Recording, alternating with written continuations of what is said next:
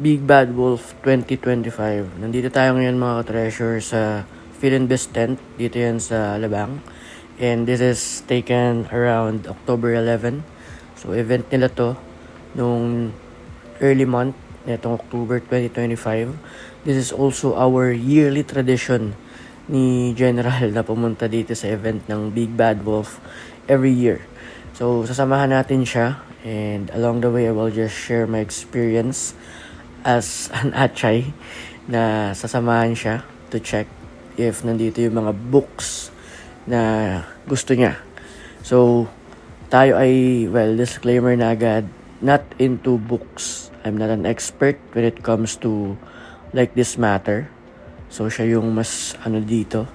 Ako ay more on, well, kung books yan, dapat may quotes.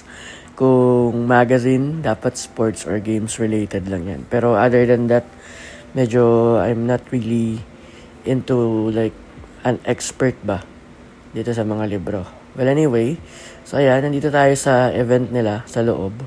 So spacious yung lugar, malaki yung lugar. That's the exact term eh. Malaki siya. And at the same time, syempre maraming books. So ayan, tignan nyo, happy siya. Pero nandito pa lang tayo sa kakapasok na area. Like yun yung entrance. So, kids section pa to kung tutuusin. Pero dito sa part na to, may mga for young adults din. Like yung novel na Percy Jackson, yung nadaanan kanina. Mga Wimpy Kid sets, and meron din Harry Potter, if I'm remembering it right. So, madaming libro dito, iba't ibang klase, iba't ibang genre. Like for kids, young adult, life, sports, cooking, business, like itong mga to. Biographies, marami dyan. Like yan. And the price, well, starts at 20 pesos. Yun yung pinakamurang nakita ko. And syempre, pataas yan to thousands. Yung mga kilalang author and medyo latest pa yung yung libro. Mostly yun yung mga mahal.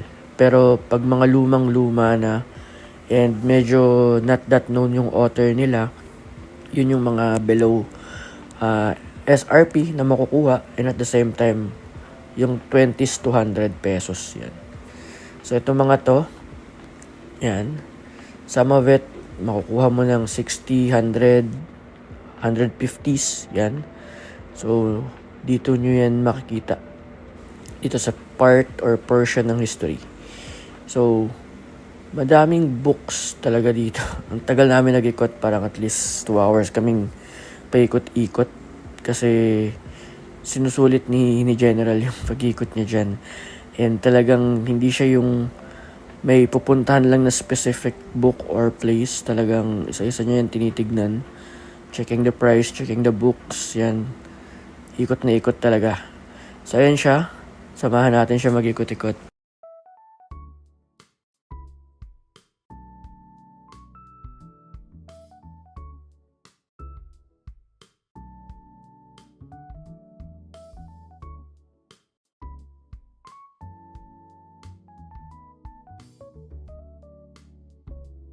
So ayun, nag-iikot pa rin siya. Talagang sinusulit niya yung book fair na ito. And ang dami naman kasi talagang libro. So habang hinihintay natin siyang matapos, bigay ko lang yung aking opinion. Opinion ko to eh, kwento ko to eh, di ba?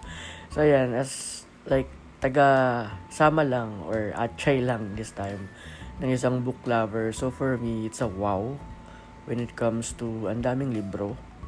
And at the same time, nakakapagod kasi talagang kung may kasama kang mahilig sa libro, ikutin niya talaga yan. Titignan niya talaga lahat yan. Pero as per my jowa na mahilig sa libro, it's a good book fair since variety-wise considered, price-wise considered, talagang okay naman daw. Sadyang may mga ibang libro lang na wala. So sana daw by next time, talagang even the recent authors ay maging partner nitong Big Bad Wolf. Pero for her, it's a good like event naman daw. And part nga siya ng tradition namin. So probably next year, nandito na naman kami. So yun lang, na-share ko lang yung experience namin. Peace.